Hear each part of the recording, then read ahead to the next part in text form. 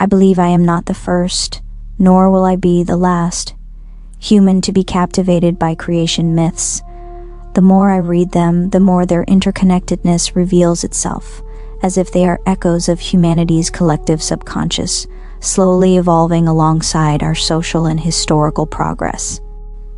For the sake of caution, people may categorize them simply as mythologies or religious systems, but one cannot help but be struck by the non-accidental similarities they share and the surprising parallels they occasionally draw with modern scientific predictions.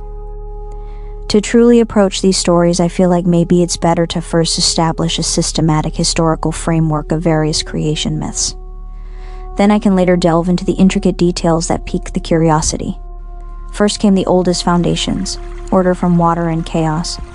In ancient Egypt, around 2400 BCE, from the banks of the Nile, the Egyptian myth asserts that the god Atum arose from the dark, boundless waters of Nun, the cosmic abyss, to create the first landmass, the Benben.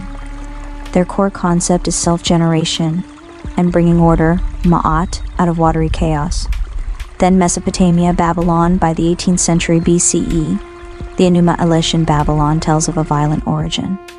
The world is formed from the slain body of the saltwater goddess Tiamat after a great battle with the warrior god Marduk.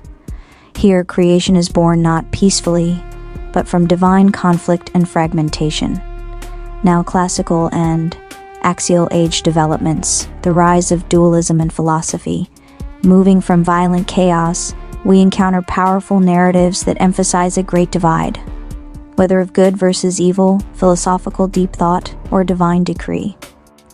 Emerging from the second millennium BCE, the Vedic and later Upanishadic traditions introduce profound philosophical complexity.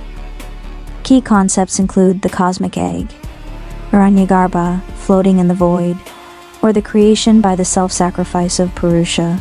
Crucially, the Nasadiya Sutta, hymn of creation, ponders if even the gods know the ultimate origin, emphasizing a creation from absolute non-existence, neither being nor non-being.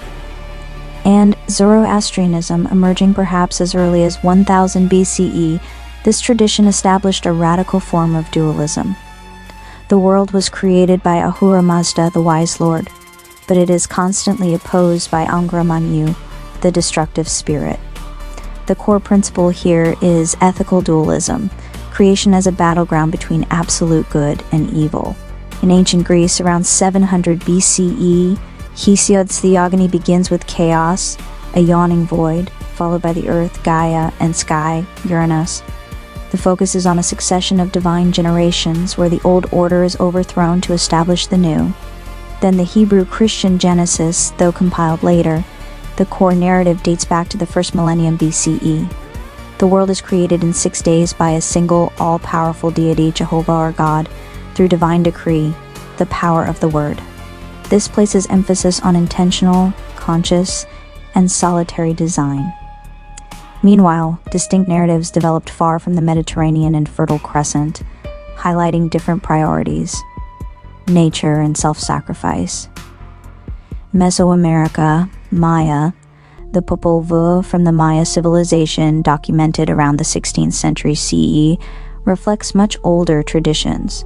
The creator gods repeatedly attempt to create functional humans until they finally succeed using maize, a reflection of the region's agricultural dependence. From the 3rd century CE onward, the Pangu myth gained prominence in China. It describes the world as emerging from a cosmic egg. Pangu, a giant, labors to separate the sky, yang, and earth, yin, and upon his death, his body parts become the elements of the world. This is a story of creation through self-sacrifice and bodily transformation. Though separated by thousands of years and miles, these myths share profound connections. The concept of an initial void, the presence of primordial waters, and the struggle to achieve order.